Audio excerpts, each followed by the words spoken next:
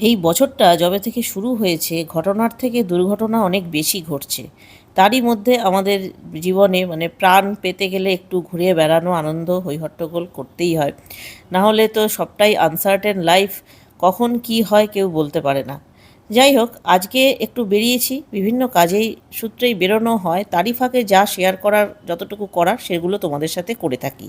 তবে আজকে একটা তোমাদের সাথে মলের থালি শেয়ার করব। খুব অ্যাপ্রিসিয়েট করলাম এই থালিটাকে, 350 টাকার একটা থালি, তার মধ্যে ভরপেট একটা মানুষ বা দুটো মানুষের জন্য এনাফ রাইস রয়েছে, 2 পিস এখানে চিকেন রয়েছে, চিলি চিকেন রয়েছে, 4 পিসের সালাড রয়েছে, স্যুপ রয়েছে, প্লাস একটা সুইট ডিশ রয়েছে।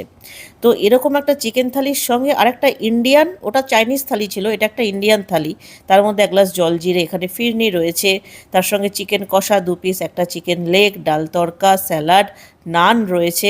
আর নানের সঙ্গে একটুখানি রাইসও আছে, রাইসটাও কিন্তু বেশ পরিমাণটা ভালোই, মানে একটা করে প্ল্যাটার, এই 350 টাকা দুটো প্ল্যাটারেরই দাম, একটা ইন্ডিয়ান একটা চাইনিজ। মানুষ কিন্তু ভরপেট খেতে পারবে, মানে দুজন মানুষ, কেউ যদি স্বল্পাহারী হয় তাদের জন্য তো এনাফ। তো এটা তোমাদের সঙ্গে শেয়ার করলাম, জাস্ট একটা মানে মনে হলো সবসময় বড় বড় রেস্টুরেন্টে গিয়ে আমরা অনেক টাকা খরচা করে খাই, কিন্তু কিছু কিছু মল এমনও আছে যাদের ফুড কোর্টে কিন্তু এরকম রিজনেবল এবং টেস্টি খাবার দাবারও বেশ টেস্টি থালি পাওয়া যায়। এবার বলি এটা কোথাকার থালি তোমাদের দেখালাম।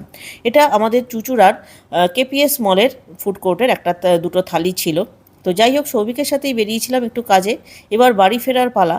কিন্তু বাড়ি ফিরতে গিয়ে একটু কাজ সেরে বেরোতে বেরোতে চুঁচুড়া থেকে আমাদের অনেকটাই লেট হয়ে গেছে। কারণ চুঁচুড়া থেকে আবার এখন যাব একটু হুগলি, হুগলির কাজ সেরে ফিরবো, এবং সবটাই দিল্লি রোড দিয়ে। এবার সৌভিকের হাতে নতুন গাড়ি চালানো, বুঝতেই পারছো আমার ভেতরে সবসময় একটা টেনশন কাজ করে, এবং সৌভিককে বলি একদম ঠান্ডা মাথায় ধীরে ধীরে চালাতে।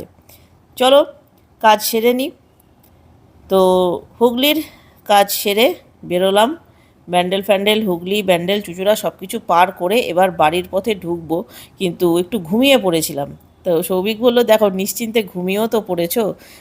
তো যাই হোক, এখন বাড়ি ঢুকবো, কিন্তু তার আগে একটা জিনিস তোমাদের শেয়ার করি। এই রাস্তাটা দিয়ে যেতে যেতে হঠাৎ মনে হলো যে এই যে রাস্তাটা আমাদের গর্জি থেকে মানকুণ্ডুতে ঢোকার যে এই রাস্তাটা, এই রাস্তাটার মধ্যে কিন্তু একটা বেশ গা ছমছমে ব্যাপার আছে।